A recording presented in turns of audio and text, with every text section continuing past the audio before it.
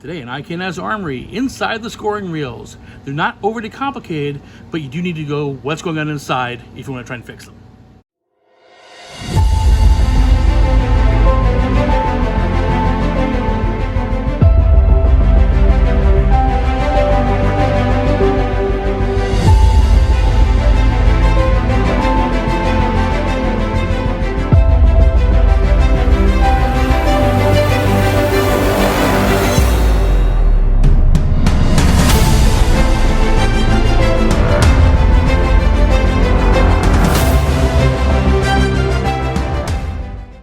Okay, so there are three general types of floor rails that are used in the U.S.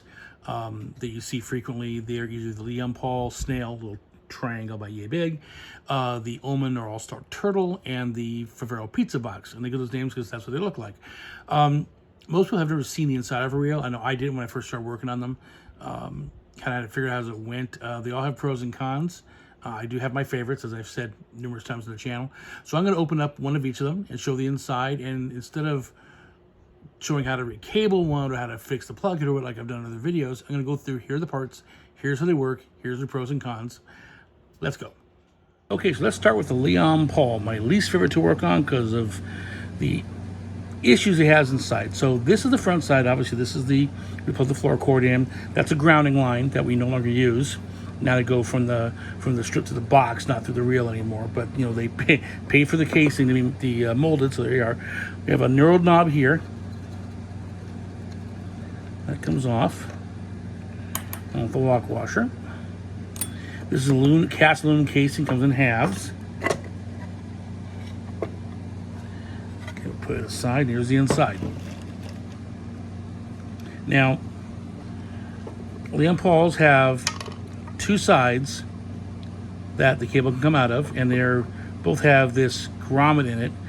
This bounces around inside instead of being stationary like a Omen or a Favero, so it doesn't carved as much. It still carves through the grip or through the cable. So here's the cabling here, and there's the grommet right there. It fits in that spot. This particular one has a Omen head. We just have a Liam Paul head.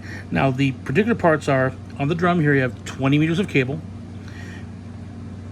and it goes directly from the plug head through to here. This knot right there, that's where the wire comes through the inside of the drum, and then it can be strip the wires and solder them to these tabs and connect them to these screws, these screw points down here. And these go to the commutator. This is the brushes. It comes off like so. It's called a brush and commutator system. So as the drum rotates, this whole thing rotates with these three silver spots there, those rings. That's where the contacts are made. This stays still because it's held in place by the casing, and that's how it can rotate around and still maintain contact. Same kind of system on like if you have one of those extendable power cords with multiple outlets on a wind-up drum. Same kind of thing. It's a brush and commutator system. And these three lines, the red, white, and blue ones, over here, go to the commutator. I have yet to recable one of these reels, for which I'm glad because it looks like a pain in the butt. But the most part I have problem is with the brush system. Now you can see on the brushes there just to be bent pieces of copper. The problem is sometimes they get bent and touch each other like that and they short out, or the contact points, which is little nibs right in here, get worn down or corroded. So every so often I take them off, sand them off, make sure they're clean, sand off the rings as well. Make sure the screws are tight so all the connections are done. And every so often I bend them and make sure they're going to bend in and make contact, because if you see the needle flickering around when you pull them back, sometimes that means these are not, like this one on top here is not quite bended enough and not making good contact with the commutator. So put the brush back on.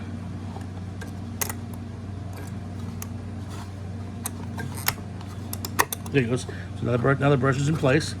You can see where it's making contact with the rings. And when you put the lid back on, you gotta turn that so it lines up. like so, and that'll hold the brushes in place. Put it back on. Now, the spring side is the side most people worry about. That's the other side. Leon Paul uses 3 springs. I'm gonna be very careful when I take this apart.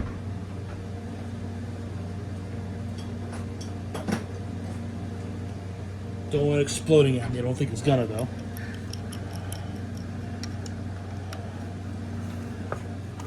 Okay, there's that.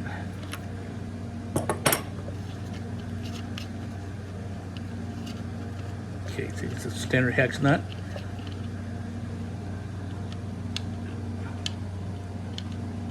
Get that flat washer off. There we go. Now let's see what happens when I lift this up.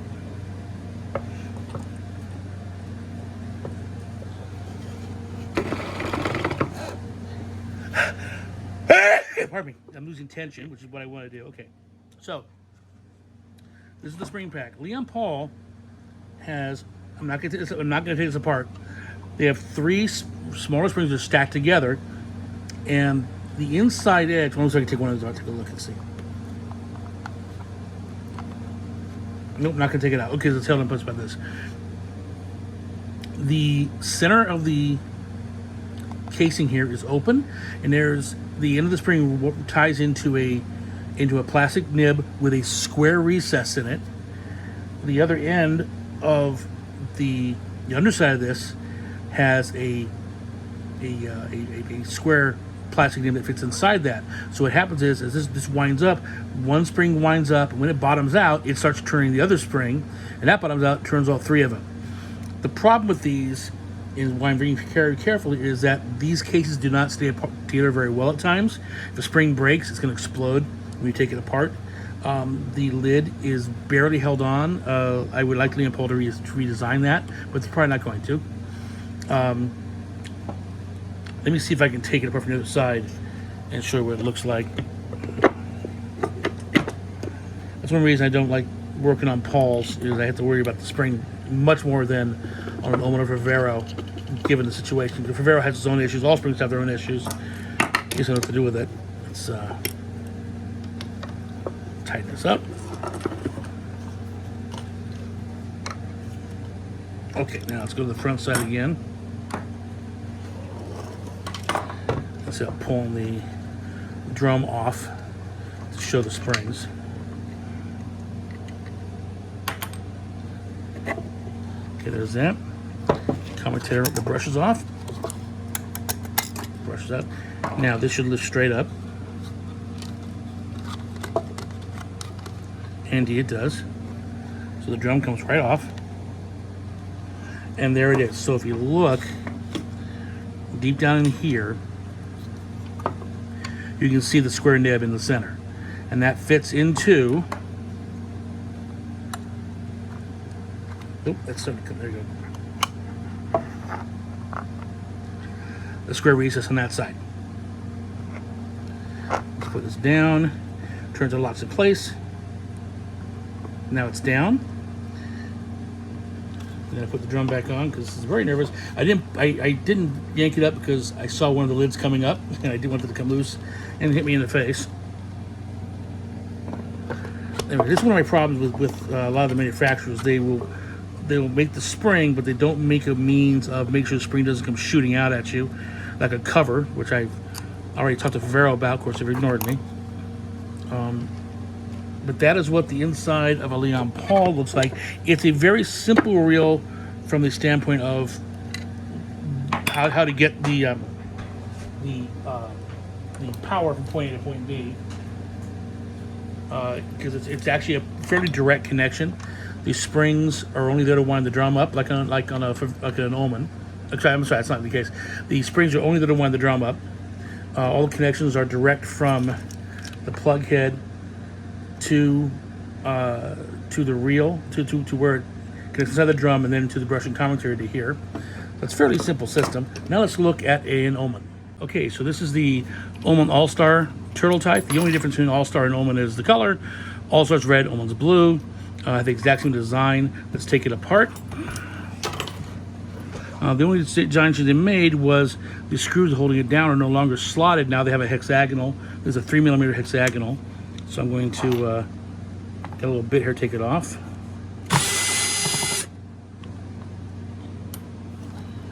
On the downside, it's another tool you got to have. On the plus side, I don't have to worry about the bit slipping out of the slot, so I'll take that. They also changed the screw heads for the screws that hold the cable guide in, which are right here. They are flat, and it's a slightly smaller size than a 3. I'm not thinking it's a 2.5 or a 2. Let me see. I can't tell, so I can't tell what size it is. Oh, hang on. Yeah. A little metric thing here. Let's see. Here's the 2.5. Yeah, it's a 2.5. So you need a 2.5 and a 3 millimeter hex to take these out. There's also the spring. The screws that hold the spring in place, these 3 here, are slotted. The one back here, that is the ground connection, that's a hex, and I suspect it's 2.5. Let's take a look.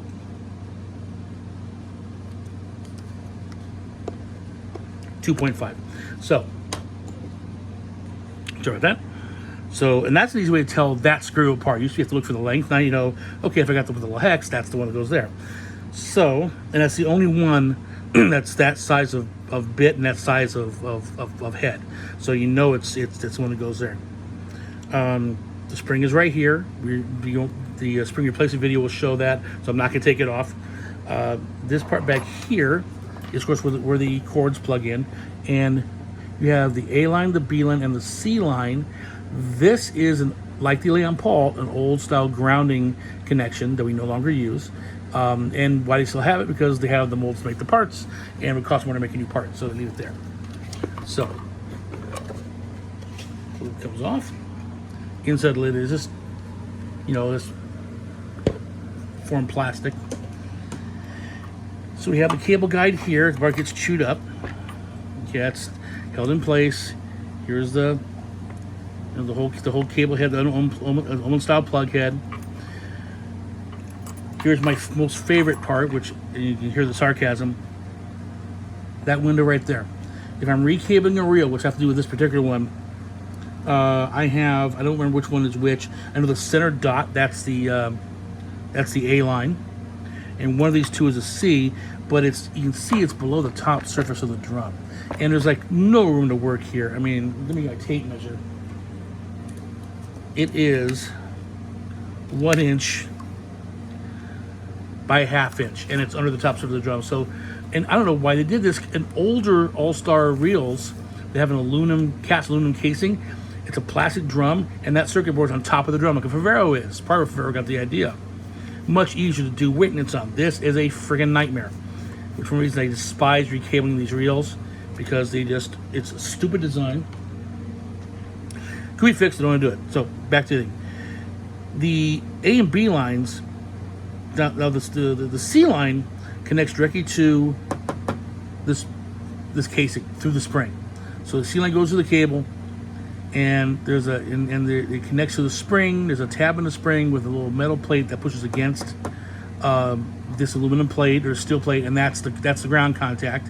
So if the spring breaks, then you're going to lose your C connection, even if you, as well as losing any way to retract the cable. A and B come through a Merc-Attack switch. This is a cap, pops right off. The Merc-Attack is that switch in the center. And the Merc-Attack is a mercury switch. So instead of a physical brushing commutator like the Leon Paul, there are 2 lines of mercury that are isolated from each other inside here. Each one of them connects to 2 little solder tabs that are under this cap, and that's how it makes contact.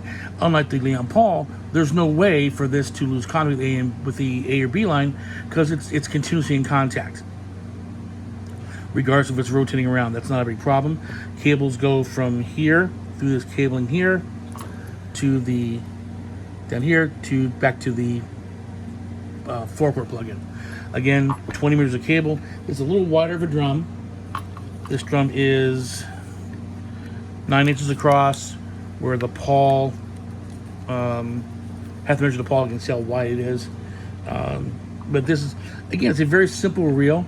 It's direct from the from the fencer plug-in through to this point here, from here to the bearing and connection points to the Mercatac that are here inside underneath. I'm not going to take it apart, and then out the back. So the biggest pain in the butt about rewiring or fixing an Ullman is replacing the cable. This part is not nearly as bad, although I do prefer to have Favero heads on them, like on my personal reels that I got from another club, because they're much easier to fix. So put this back together and we will look at a Favero. Alrighty, now my favorite reel to work on. I often said I would rather work on 2 dozen of these than 1 Ullman. My Favero pizza box only has one really bad issue with it, which we'll get to. This is about a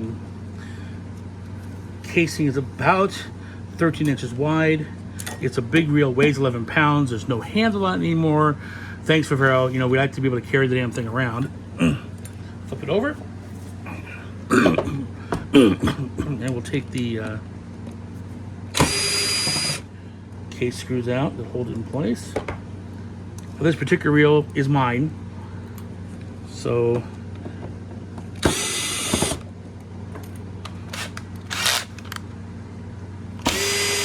I've been in this thing a few times, playing around with various ideas. Like a cover for the spring, but oh well. So here we go.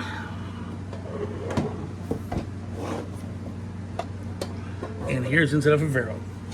Now, here's the cable guide right over here. And there's been a change in the newer ones. It used to be that the screws that hold the bolts that hold this cable guide in had nuts in the back side. They changed that, which I like this change. They seem to be threaded or tap the casing, so it goes right in. Don't have to worry about holding a bolt or tying it down. This one is missing the plug head because I have to do a repair on it. Here is the brake, which is a very unique system. This is the only reel you can let go of. And if this is functioning, this swings up under centrifugal force, hits the underside of the lid, and slows it down. You can see the markings inside here, the circular marks where the brake has been.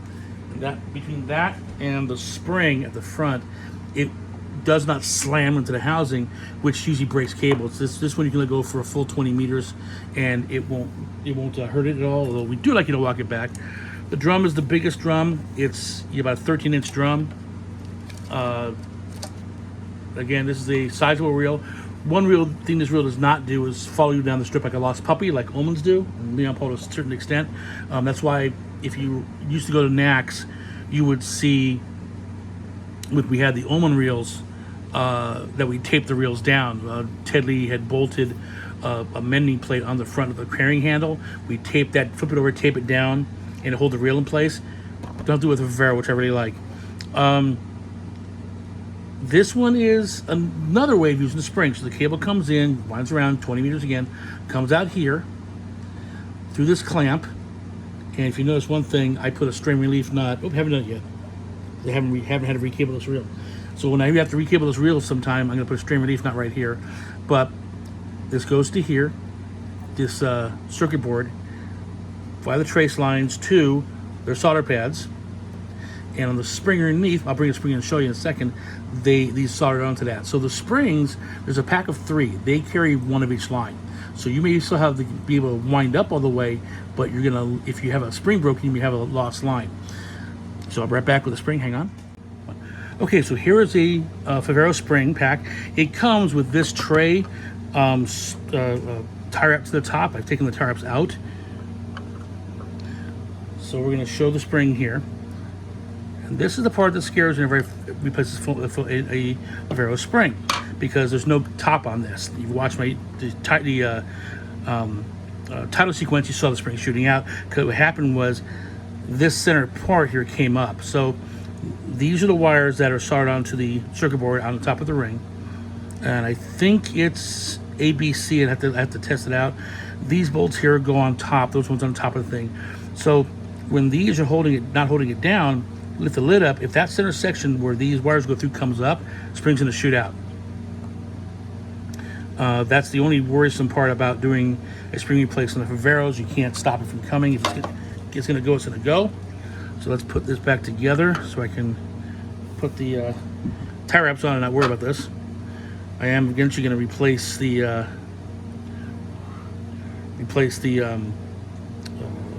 spring in that reel.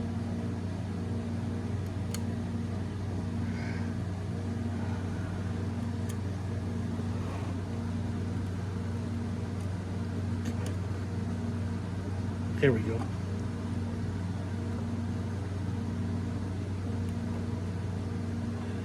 All right, that's on. And I would like for Vero to make an actual cover plate for the top. Again, they have them because it's going to cost them money because it's a different mold. This is the same exact tray that all these springs are sitting in. So I can see why they doubled up for shipping purposes, but really there needs to be a lid on the top. The one I've been trying is not quite working out. I think what the issue is. It's just a matter of finding the right materials, I think, that aren't going to get all screwed up when it's under friction from the rear retracting. So we have the spring here. You see we have 3 different plates. So we have, here's a spring, here's a spring, and here's a spring. These little spots here, that's the solder tab where the wires connect to. So when I replace the spring, I had to note which of these is for which wire. Now, as I said, if you break a spring on this, the reel will still retract, but you will lose that particular line because each of these springs carries one line.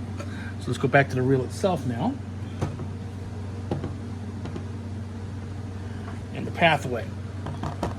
So let's see, it's back here.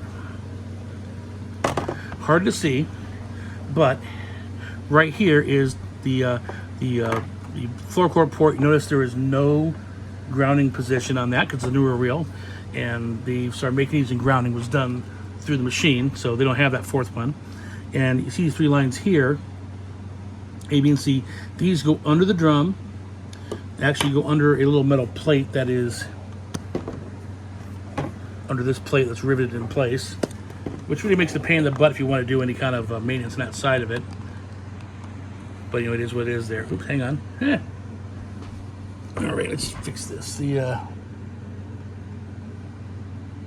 I'll leave that there.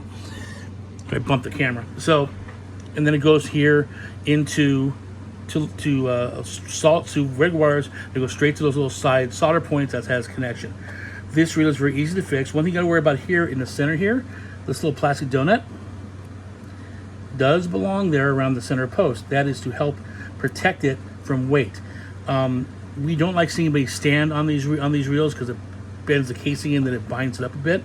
An Omen can stand being stood on a little bit because it's got a dome. This is a flat one. You stand, it's going to bend it in, and armors do not like that. So that's the inside of the reels. Fixing was really not overly difficult. You have to know what's going to happen, what the pitfalls are. Okay, and you know, I kind of taught myself to fix them. Also, some help from other armorers. They're not that difficult, especially once you know the pitfalls. It's really quite easy. It just takes a lot more than anything else practice.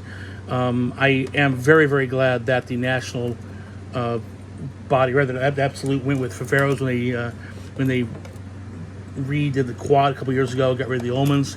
Faveros are much easier to fix, much easier to deal with, much easier to pack when in the crate. But there we are. And that's inside the reel. As always, happy armoring.